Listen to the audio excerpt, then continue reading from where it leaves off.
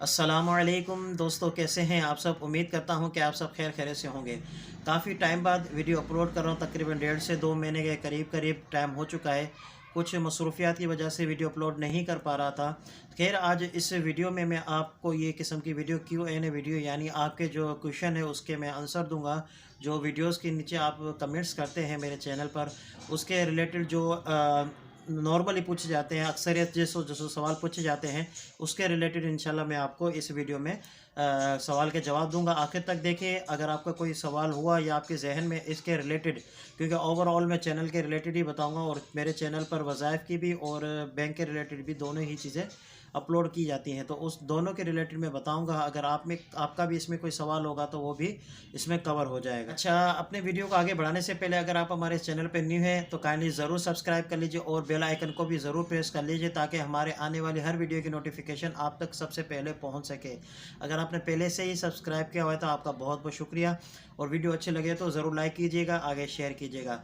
अच्छा, हम अपने टॉपिक को आगे बढ़ाते हैं। सबसे ज़्यादा जो मुझसे सवाल किए जाते हैं बैंक टॉपिक के रिलेटेड, वो ये होता है कि क्या हमारे पास एटीएम कार्ड है, एटीएम कार्ड को हम क्या किसी दूसरी बैंक की एटीएम मशीन में यूज़ कर सकते हैं। तो इसका जवाब ये है कि अगर मिसाल के तौर पर आपके पास किसी यूबीएल बैंक का एटीएम कार्ड है, तो आप किसी भी सिचुएशन में और आप एमसीबी की एटीएम मशीन में इसको यूज़ करना चाहते हैं तो इसको यूज़ कर सकते हैं। लेकिन इसमें यह होगा कि अगर आप जिस बैंक का आपके पास एटीएम कार्ड है उसकी एटीएम में यूज़ करेंगे तो आपको चार्जेस नहीं लगेंगे। इसके अलावा किसी भी बैंक के एटीएम में यूज़ करेंगे तो उस पर चार्जेस लगेंगे।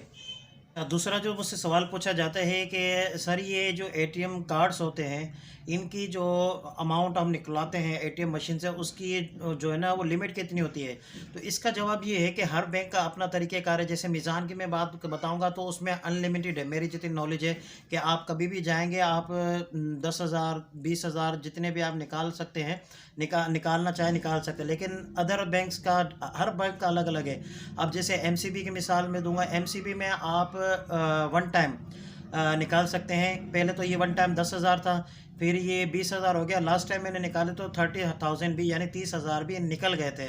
तो यूँ समझे कि आप एक दिन में 30,000 रुपये एमसीबी बैंक की जो एटीएम मशीन है उससे भी निकाल सकते हैं। तो हर बैंक का अपना अपना एक क्राइटेरिया रखा हुआ है, तो इसलिए हम किसी को ये नहीं कर सकते कि फ़लाँ कार्ड की इतनी लिमिट है। तो आप जिस भी बैंक से रिलेटेड रखते हैं तो उसके मुतालिक आप वहाँ की बैंक से मालूम कर सकते हैं। इसके बाद जो मुझसे सवाल ज़्यादा पूछा जाता है कि सर, हमें जो है ना वो जो एटीएम मशीन है, यानी डिफरेंट मुख्तलिफ है, यूबीएल पाकिस्तान की बात कर रहा हूँ या ओवरऑल मैं समझता हूँ पूरे वर्ल्ड में जिस तरह एटीएम मशीन यूज़ करने का सेम ही एक ही तरीका है, थोड़ा बहुत डिफरेंट होता है, वरना नॉर्मली जो है ना सब जगह एक ही सेम होता है। तो मुझसे ये पूछा जाता है कि हम जो डिफरेंट बैंक्स हैं, यूबीएल, एचबीएल जो भी है, उनके एटीएम मशीन यूज़ करने का तरीका बता दीजिए। तो इसका जवाब ये है कि ऑलमोस्ट तमाम के तमाम एटीएम मशीन यूज़ करने का सेम है, थोड़ा बहुत फ़र्क है। और अगर आप मेरे चैनल को आप विज़िट करेंगे और शुरू से मेरी कुछ वीडियोस देखेंगे, और उसमें जो है ना एटीएम मशीन यूज़ करने का तरीका भी मैंने बताया, तो उसको अगर आपने सही से देख लिया ना, तो आप तमाम के तमाम एटीएम मशीन को ईज़िली यूज़ कर सकते हैं। अगर आपने वो वीडियो नहीं देखी तो यहाँ पे आई बटन में आपको वो वीडियोस मिल जाएंगी। सवाल पूछा जाता है कि सर, हम आउट ऑफ कंट्री हैं और हमारा पाकिस्तान में, जैसे सपोज़ कह रहा हूँ, मिसाल के तौर पर अगर अब एचबीएल में आपका अकाउंट है, तो क्या हम सऊदी हैं, यूएई में, कहीं पर भी हम इसको यूज़ कर सकते हैं, इस कार्ड को, एटीएम कार्ड को। तो इसका जवाब ये है कि आपको अगर वहाँ पर ये इंटरनेशनल, और अगर वो बैंक है और उसकी ब्रांच आपके उस कंट्री में भी अवेलेबल है, तो आपको वहाँ पर जाकर अपने उस बैंक में, यानी मिसाल के तौर पर आप सऊदीया में हैं और सऊदीया में उस बैंक की ब्रांच है, तो वहाँ पर आपको जाकर बताना पड़ेगा और अपना जो भी डिटेल है दोबारा आपको देना पड़ेगा। वो बायोमेट्रिक करेंगे तो आप अपना जो एटीएम कार्ड है वहाँ पर भी इजीली इसको यूज़ कर सकते हैं। ये ज़्यादातर मुझसे सवाल पूछा जाता है, तो इसको भी मैंने क्लियर कर दिया है। एक और सवाल ये है कि मुझसे पूछा जाता है कि सर, करंट अकाउंट सही है या सेविंग अकाउंट है, या और कुछ ऐसी बैंक से जो इस्लामिक तौर पर जो है ना वो सेविंग अकाउंट्स ओपन किए हुई हैं, तो उनमें इन्वेस्ट करना या उसमें अकाउंट ओपन करवाना कैसा है। तो भाई, इसका जवाब ये है कि बेहतर है कि आप करंट ही रखें, और जो जितनी भी बैंक है, किसी भी तौर का सेविंग अकाउंट है उसको आप यूज़ ना करें तो बेहतर है, हर एतबार से बेहतर है। बाकी अगर जो इस्लामिक बैंक्स जो सेविंग अकाउंट्स चला रहे हैं, वो आपकी मर्ज़ी पर, आप उसको यूज़ करना चाहें ना करना चाहें, उनके पास अपनी एक डिटेल है। लेकिन मैं आपको मशवरतन ये कहूँगा कि आप करंट अकाउंट को यूज़ करें सेविंग अकाउंट किसी भी किस्म का यूज़ ना करें। अच्छा, अब मैं वज़ाइफ और जो दीगर रिलेटेड टॉपिक्स पर वीडियोस बनाता हूँ उसके मुतालिक मैं सवाल करता हूँ और जो मुझसे सवाल होते हैं उसका जवाब दूंगा।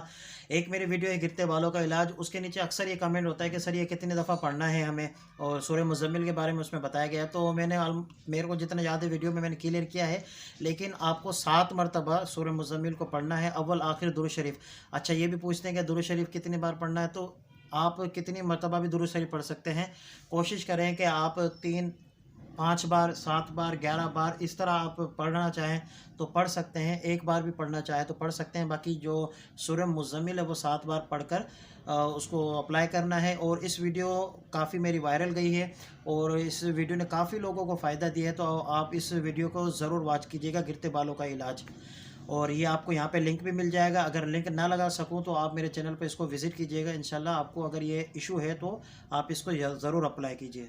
अच्छा, दूसरा सवाल ये है कि मेरे एक वीडियो है गुमशुदा अफराद के बारे में जो वज़ाइफ बताया गया है, उसमें ये पूछा जाता है कि क्या हम जानवर के लिए भी ये वजीफ़ा यूज़ कर सकते हैं। तो इसमें तो ये है कि कुरान पाक अल्लाह का कलाम है, इसको आप जिस तरह भी यूज़ करें जायज़ काम के लिए तो कर सकते हैं। लेकिन वो जो मैंने वजीफ़ा बताया है वो शख्सी, यानी कोई आपका अज़ीज़ अगर दूर हो गया है या गुम हो गया है किसी भी हादसे में या किसी भी वजह से, या वो रूठ कर चला गया, नाराज़ होकर चला गया, तो आप उसको अप्लाई करेंगे, उसको यूज़ करेंगे वजीफ़े को, तो इंशाल्लाह वो अल्लाह ने चाहा तो आपके घर पे वापस लौट आ जाएगा। और अगर आप जानवर के लिए भी करना चाहें तो आप इसको कर सकते हैं। तो फ्रेंड्स, ये कुछ क्वेश्चन है जो मुझसे पूछे गए थे, और बहुत सारे क्वेश्चन है लेकिन एक वीडियो में मैं इसको कवर नहीं कर सकता। कोशिश करूंगा कि इस तरह मुख्तलिफ वक्तन फ़वक्तन आपको ये मैं वीडियोस अपलोड करता रहूँगा Q&A की। अगर ये वीडियो अच्छी लगी हो तो ज़रूर लाइक कीजिए, आगे शेयर कीजिए, हमारे चैनल को ज़रूर सब्सक्राइब कीजिए। मिलते हैं इस तरह की दूसरी वीडियो में, अपना ख्याल रखिएगा। अल्लाह हाफ़िज़।